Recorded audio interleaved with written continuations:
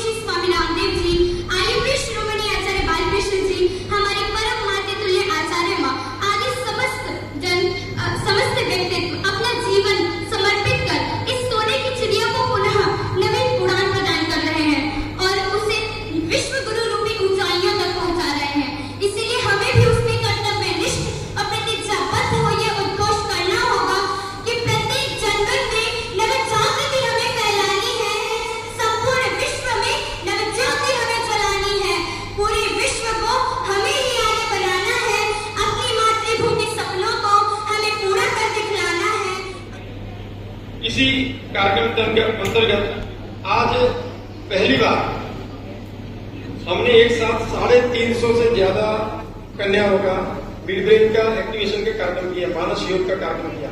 अब तक ये कार्यक्रम 10, 15, 20, 25 लोगों में होता था, अधिक से अधिक हमने 40 व्यक्तियों में किया था। आज मुझे बड़ी प्रसन्नता है कि 95% छात्राएं, इनका जो पीनियल ग्लैंड है वो एक्टिव हो चुका है 95%, और ये बहुत बड़ी उपलब्धि है क्योंकि आपको कि हमने पहले ही दिन यहाँ पर आचार्य जी परिणाम ले लिए। हम जितने जाएंगे आपको यही है, कोई स्पेशल नहीं करेंगे।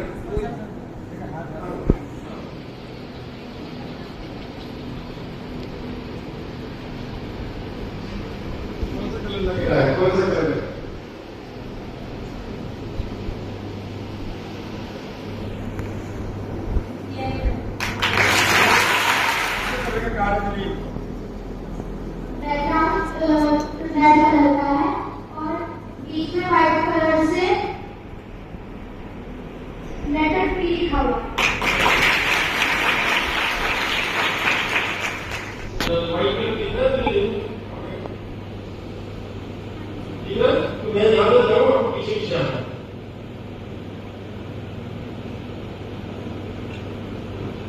अभी जा रहे हैं, सिर्फ पहले से व्हाइट की कल्पना करी तो वो कलर को फॉलो करते ही जा रही है। ये देखो बाबा,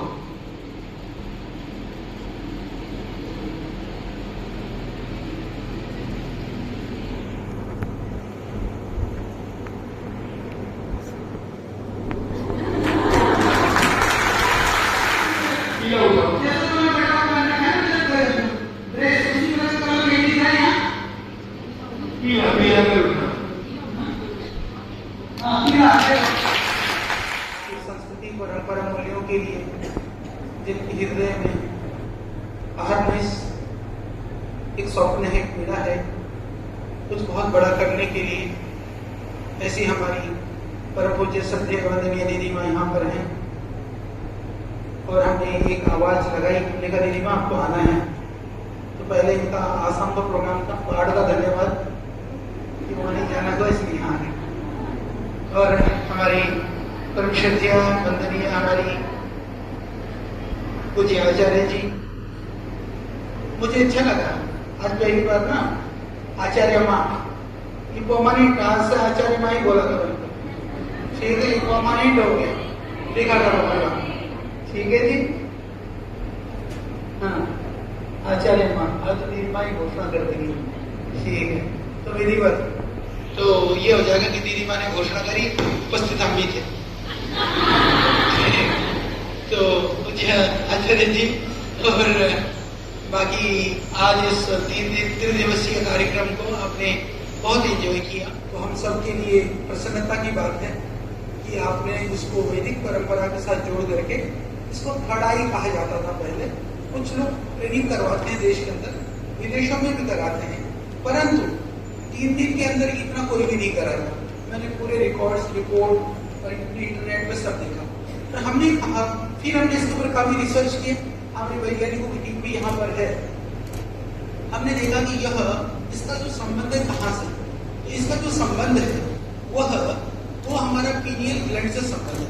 जो पीनियल ग्लैंड का जो संबंध है, जहाँ ये जो लगाती दीदी माँ, ये जो लगाती टीका, यहाँ जो आज्ञा चक्र है, आज्ञा चक्र और सहस्रार के बीच में यहाँ थोड़ा सा ऊपर एक चक्र होता है, उसको बोलते हैं मानस चक्र, मनस चक्र बोलते हैं। तो मनस चक्र, क्योंकि यह बिंदु चक्र भी उसको कहते हैं। आज्ञा चक्र नीचे है, आज्ञा चक्र से थोड़ा सा ऊपर है बिंदु चक्र, मानस चक्र भी उसको कहा जाता है। जो अष्ट चक्र नवद्वारा में जो 8 चक्रों में आपने देखा होगा, 7 चक्रों का वर्णन बात होती है, 8वां की कोई चर्चा नहीं करता है। जो लुप्त चक्र है, जिसको छिपाया गया है, वो यही मानस चक्र है। हमने कहा कि इसका नाम ही हमने वैदिक मानस योग नया नामकरण किया। इसकी पूरी जो डिजाइन है, आदरणीय अरविंद जी बैठ करके हमने इसका पूरा जो करिकुलम डिजाइन भी किया है।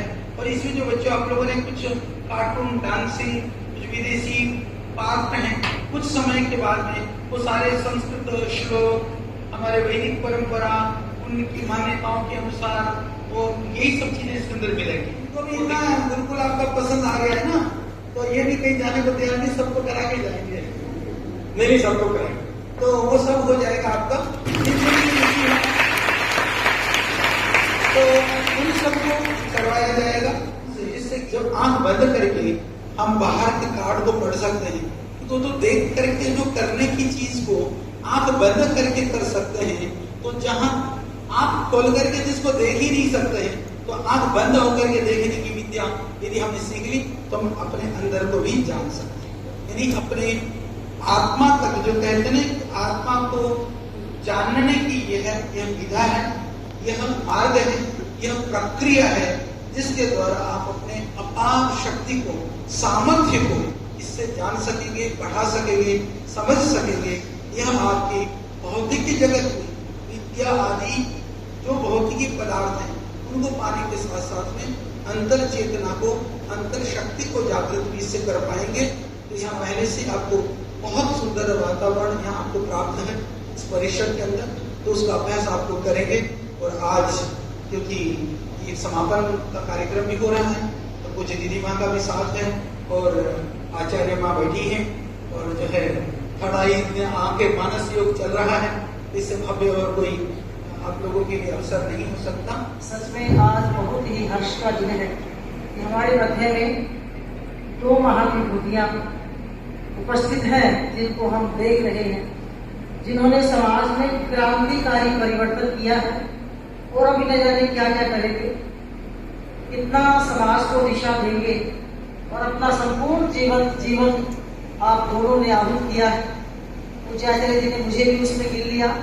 ये तो आपकी महानता है कि आप ऐसा मानते हैं। वास्तव में आज मुझे बहुत प्रसन्नता है कि मैं देख रही थी श्रद्धेय आचार्य जी के माध्यम से, आचार्य जी ने भगीरथ बन करके आज त्रिवेणी संगम कराया है। श्रद्धेय आचार्य जी के माध्यम से त्रिवेणी संगम कराया। शायद आप समझ गए होंगे कि एक परिसर, दिव्य परिसर पतंजलि का, जिसमें से कुछ अंश यहाँ पर उपस्थित है। हमारी साध्वी देवियां बैठी, उनके लिए एक बार तालिका बजा देंगे।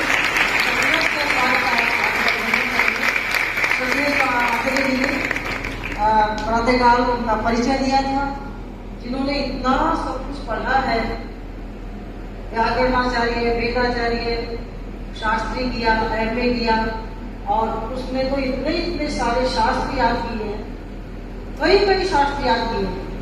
इतनी तपश्चर्या से आगे बढ़कर के आपने एक भगवा वस्त्र पहने हैं, आग्नेय वस्त्र को बोलते हैं, आग्नेय वस्त्र पहने हैं, अर्थात अग्नि के समान तेजस्वी ओजस्वी बनने के लिए। और सभी जो समाज में कुरीतियां है, बुराइयां है, जो भी अपभ्रंश है, सब कुछ भ्रष्ट है, उसको जलाने के लिए, उसको भस्म करने के लिए ये वस्त्र होते हैं, जिसका कि बहुत बड़ा संदेश श्रद्धेय आचार्य जी ने आप सबको दिया था। आपने प्रतीक रूप में थोड़ा सा पहना हुआ है, परंतु वास्तव में यदि वो जीवन जीना है तो उसके लिए हमें इन महापुरुषों की बात को बांटनी पड़ी। तो सबसे पहले तो मैं श्रद्धेय आचार्य जी का भी धन्यवाद करती हूँ कि आप इतनी अच्छी टीम को यहाँ पर लेकर के आए कि जिसने आकर के आपको थोड़े दिन में ये इतना कुछ सिखा दिया। वास्तव में जिन्होंने बहुत छोटेपन से ही समाज को हुंकार दे करके जागृत करना प्रारंभ कर दिया हो, ऐसी वो सिद्धि स्वरूपा लक्ष्मी दुर्गा स्वरूपा हमारी सम्मान्या दीदी जी यहाँ पर उपस्थित हैं। तो उनको भी मैं उस समय से जानती हूँ कि जब शायद आप 14-15 वर्ष की आयु की रही होगी और तब आपको हुंकार बढ़ती थी, सारा देश जानता है, सब जगह आपकी प्रसिद्धि थी। इसी भावना को लेकर के 5 बालिकाओं का यहाँ पर भी आपने प्रवेश कराया है। आपने भी, आपके साथ बहुत सारी साथियां हैं, सामने बैठी है, सम्मान्य सत्यप्रिया जी भी बैठी है और मैं नाम नहीं जानती, बहुत सारे भाई बैठे हैं। तो एक तो हमारा पवित्र पतंजलि का परिसर, वहाँ की देवियाँ साध्वियाँ और एक हमारी मानसंजय ग्राम की साध्वियाँ और दूसरी चोटीपुरा की भी अपनी ब्रह्मचारिणियाँ। अभी उनको साध्वियाँ तो नहीं कहते, कपड़े तो नहीं लगे हैं, लेकिन वहाँ की ब्रह्मचारिणियाँ जो आपको नित्य प्रति अहर्निश आपको शिक्षा, सुरक्षा और संस्कार देने में तल्लीन है। तो श्रद्धेय आचार्य जी ये त्रिवेणी संगम का है, 3 प्रकार की साथियां यहाँ पर उपस्थित है। श्रद्धेया, वंदनीय, पूज्या दीदी जी को प्रेरणा प्रद आपका कर्तृत्व जानने के लिए बालिकाएं भी उत्सुक हैं, क्योंकि आप जो है संपूर्ण समाज को तो प्रेरित कर ही रही है, यहाँ पर एक साथ इतनी बालिकाओं को आप प्रेरित करेंगी। तो मुझे आशा है कि अवश्य ही कोई ना कोई इनमें से आपके अनुगामी तो बनेगी ही। तो आप अधिकतर कहती हुए श्रद्धेया दीदी जी को मंच साधिके शरण्ये त्र्यंबके गौरी नारायणी नमोस्तुते, नारायणी नमोस्तुते, नारायणी नमोस्तुते। बोलिए जगदम्बे मात की, भारत माता की, सनातन वैदिक धर्म की, अखंड भारत की, श्रीमद् दयानंद कन्या गुरुकुल की। आज मेरा सौभाग्य है इस पावन धरा पर जो ऋषियों महर्षियों की परंपरा की संवाहिका बनी है, इस धरती की पवित्र धूल को मस्तक पे धारण करने का मुझे सौभाग्य प्राप्त हुआ है। मैं आज बहुत अद्भुत अलौकिक अनुभव कर रही हूँ। अपने सम्मुख बैठी पुत्रियों को देख रही हूँ तो लग रहा है कि अतीत का वो वैदिक काल पुनः लौटेगा और पुनः भारत की पुत्रियां अपनी संतानों को शुद्धोषी बुद्धोषी निरंजनोषी संसार माया परवर्जतोषी संसार स्वप्नम त्यज वो निद्रा मंदालसा वाक्यमुवाच पुत्रम, उनकी लोरियों में वेद का ज्ञान होगा, उनकी चर्या में मर्यादा होगी। ऐसी पुत्रियों का दर्शन करके मैं बहुत अभिभूत हूँ। आचार्य जी, आज तो आपकी आचार्य माँ जिनके तप का ये परिताप है कि मैंने बहुत स्कूल देखे, विद्यालय देखे, पर विद्यार्थियों के मुख पर इतनी भारी मुस्कान, आंखों में ऐसी झलक जो चमक लिए हुए है, ये ऋषियों का प्रसाद है जो आपको प्राप्त है।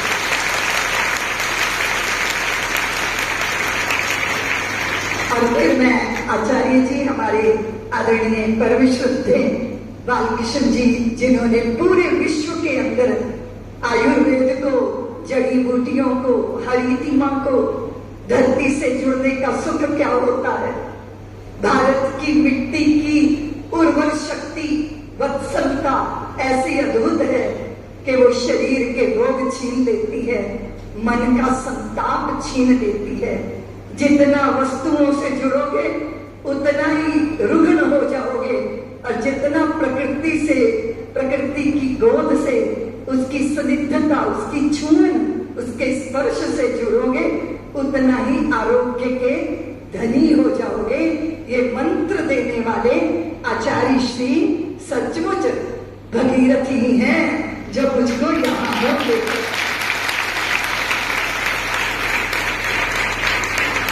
आप देख सकते हो, या राणा जी भी बैठे हैं जो छोटी छोटी बच्चियों की अंतर प्रज्ञा को जागृत करने का प्रयत्न कर रहे हैं। और 3 दिन का परिणाम ये कि ये त्रिदिवसीय सत्र का समापन, जिसमें बच्चों ने रंग पहचाने, अक्षर पहचान लिए, और उन्होंने निश्चित किया कि ये बाहर भटकने की विद्या नहीं है, ये तो अंतर में उतरने का मार्ग है। और ये गुरुकुल की परंपरा मैं देख रही थी, मुझे यहाँ की आभा खुशबू पहले ही पहुंच गई थी। सबने जो यहाँ 5 पुत्रियां आई तो उनको भेजने के लिए यहाँ साध्वी सत्यप्रिया भी आई थी, साध्वी सत्यश्रुति आई थी। तो एक बात हुई, उन्होंने जाके बताया कि दीदी माँ, वहाँ आम्रपाली छोटे आम के वृक्ष लगे हैं, और जिसपे आम के जो है वो फल लटक रहे हैं, और 1100 बेटियों का छात्रावास, और उन फलों को तोड़ने की कोई चेष्टा नहीं करता। ये चरित्र की परंपरा। हमें मनसा वाचा कर्मणा एक होना है, और अगर भारत ये दिन देखना चाहता है तो फिर भारत की बेटियां विदुषी हों, वो उनकी प्रज्ञा जागृत हो, उन्हें अपने अस्तित्व का बोध, स्वयं का बोध। मैं भारत के बहुत सारे हिस्से ऐसे देख रही हूं, यहाँ एजुकेशन के हब हैं, लेकिन भारत की ही बेटियां सिगरेट पीती हैं और धुएं के छल्ले बनाकर सोशल मीडिया पे अपनी ये तस्वीरें डालती, मां बहनों की गालियां देती। उनको पुरुष से आगे जाना है, वो पैंट शर्ट ही नहीं पहन के संतोष हो रहा, उनको मां बहन की गालियां भी देनी है, शराबें भी पीनी है, सिगरेटें भी पीनी है, और ये पतन मां पिता अंदर घुलता है उनका, भीतर जलता है उनका, लेकिन बोल नहीं पाते, सामर्थ्य नहीं रह गई बोलने की। ऐसी पद्धति, ऐसी शिक्षा जिसने लोक परलोक दोनों का सत्यानाश किया। निराशा होती है, पर निराशा में एक चमक पैदा होती है जब श्रीमद दयानंद कन्या गुरुकुल के आंगन को आकर देखते हैं, तो लगता है कि हम विद्या का इतना बड़ा उन्नति, विद्या का इतना बड़ा विस्तार खड़ा करेंगे कि अगर पाश्चात्य जगत की प्याली भर जहर भी उसमें डाल दी जाएगी ना, तो उस जहर, उस विष की सत्ता बचने नहीं पाएगी। हमारी प्रज्ञा का अमृत इतना बड़ा होगा, ये विद्यालय उस बात को निश्चित करता है। और मैं बच्चों, मुझे लगता है क्यों भारत बहुत दुविधाओं में पड़ा रहा, लड़कियों को वैदिक शिक्षा होनी चाहिए या नहीं होनी चाहिए, यही शास्त्रार्थ होते रहते हैं, यही दुविधा बनी रहती है। जीना सिखाती है माँ, जीने का मर्म दिखाती है माँ। लोग मुझे पूछते हैं, दीदी माँ आपकी नाक बड़ी लंबी है, आपका स्वाभिमान भी ज्यादा है, कहाँ से आया ये स्वाभिमान? तो मुझे मेरी माँ याद आती है पुत्रियों। मेरी माँ सिलबट्टा लेके मसाला पीसती थी, जिसमें कोई मसाला नहीं होता था। हम पूछते थे, माँ क्या कर रही हो? तो माँ कहती थी, भोजन बनाने का नाटक कर रही हूँ। नाटक करूंगी मैं नहीं चाहती कि पड़ोसी ये पूछने आ जाए कि घर में भोजन बना नहीं बना। अगर नहीं बना तो वो कुछ ना कुछ लेकर आएंगे, वो तुम्हें खिलाएंगे। और मैं नहीं चाहती कि तुम किसी के सामने हाथ फैलाओ, क्योंकि मैं जानती जानती हूँ 40 दिन भी भूखे रहे ना, मरोगे नहीं। पर जिस दिन किसी के आगे हाथ फैला दिया, उस दिन जीते जी मर जाओगे, क्योंकि तुम्हारा स्वाभिमान मर जाएगा, तुम्हारा शरीर मर जाएगा। और ये हम जानते हैं, कोई मनुष्य किसी को साधनों से नहीं देता। साधन हमें नहीं बनाते पुत्रियों, साधना हमें घड़ती है, प्रतिकूलताएं हमें बनाती है। आग में जलना होता है बच्चियों, और आग वो तप है, प्रतिकूलता की आग। चुपचाप सहन कर लेना, विष पी लेना। पत्थर जो चोट खा के टूट गया कंकर बन गया, और पत्थर जो चोट को सह गया शंकर बन गया। चोटें जब प्रथम में ही मैंने देखा, जब आपने संस्कृत वो हमारी भगनी जो मंच संचालन कर रही थी, उन्होंने सही कहा कि जिन्होंने समझा उन्होंने भी ताली बजाई, और जिन्होंने नहीं समझा उन्होंने भी ताली बजाई। जो नहीं समझ रहे थे ना, वो आपकी वाणी से, वेद वाणी सुनकर कृतार्थ हो रहे थे, अनुभव हो रहा था। न जाने कितने पापों का शमन हो गया, न जाने कितना कलमश हृदय से धुल गया, ध्वस्त हो गया। इसलिए आप सबके बीच में आके बैठना अपने आप में ही बहुत सुंदर है पुत्रियों। लकड़ियां तो चूल्हे में भी जलती हैं, लकड़ियां तो संविधा के साथ यज्ञ कुंड में भी जलती हैं। जो चूल्हे में जलती है वो राख बनती है पुत्रियों, और उस राख को कूड़े के ढेर पर फेंका जाता है। उस राख से बर्तन मांजे जाते हैं, उस राख से मलमूत्र ढका जाता है। पर जो लकड़ियां साकल्य समिधा के साथ यज्ञ कुंड में जलती हैं, वो जलकर राख नहीं बनती, जलकर विभूति बनती हैं, और यतियों के माथे का श्रृंगार बन जाती है। शंकर के तीर पर आगे आपका तप निश्चित आपको जलाएगा, क्योंकि तप तो अंतर के विकार को जलाने के लिए ही होता है, और जो शेष बचता है उससे हम विभूति कहते हैं। वो विभूति आप अपने आप में एक विभूति बनेगी।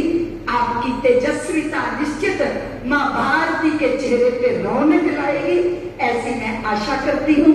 लेकिन आप सबके जो प्रयत्न है, कम साधनों में इतनी सुंदर साधना यहाँ हो रही है।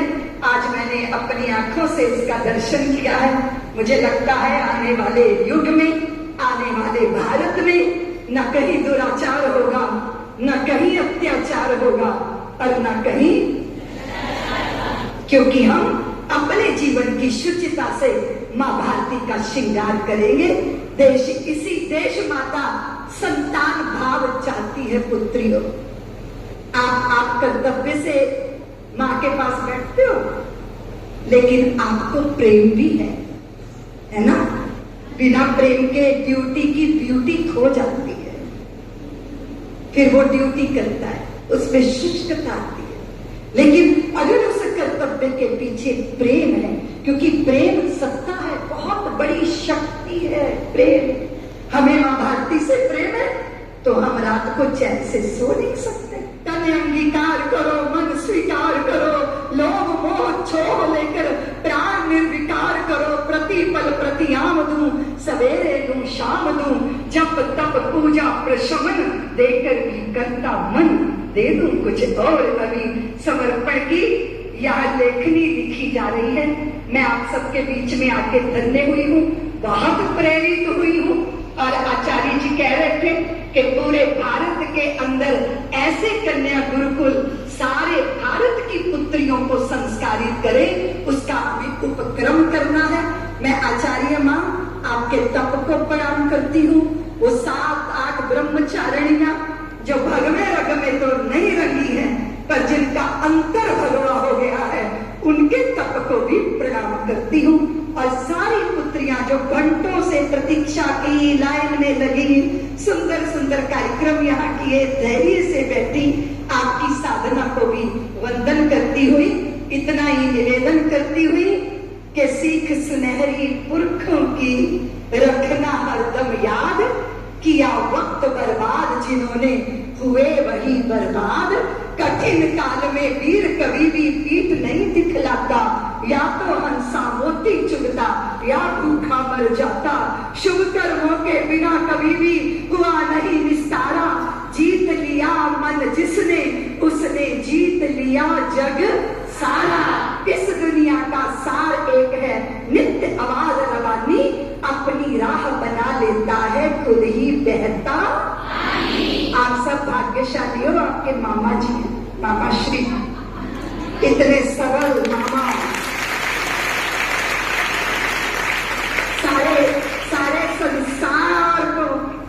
सारे संसार के हृदय में मां भारती को प्रतिष्ठित करने की साधना में अहिर्निश पूज्य स्वामी महाराज जी, रामदेव जी महाराज, वो उनकी प्राण सत्ता आचार्य बालकृष्ण जी, दोनों का मिलन हुआ तो पूरे विश्व के अंदर योग और आयुर्वेद का डंका बज गया। इससे बड़ा उदाहरण क्या हो सकता है। मैं इस सुंदर संगम को प्रणाम करती हुई अपनी वाणी को विराम देती हूँ। आपने मुझे धैर्य से सुना, इसके लिए बहुत बहुत धन्यवाद। जय भारत। बहुत बहुत धन्यवाद और आभार दीदी जी का। आप जैसे पहले ओजस्वी तेजस्वी प्रखर वक्ता थे, स्वभाव बदलता नहीं है, अब भी आप वैसे ही हैं। अच्छी प्रेरणा अपने बालिकाओं को दी। वास्तव में बालिकाएं अपनी भी और अपने देश की भी भाग्य विधाता बने। अत्याचार, भ्रष्टाचार आदि सब कुरीतियों को मिटाने वाली बने, ऐसा हम प्रयास करेंगे।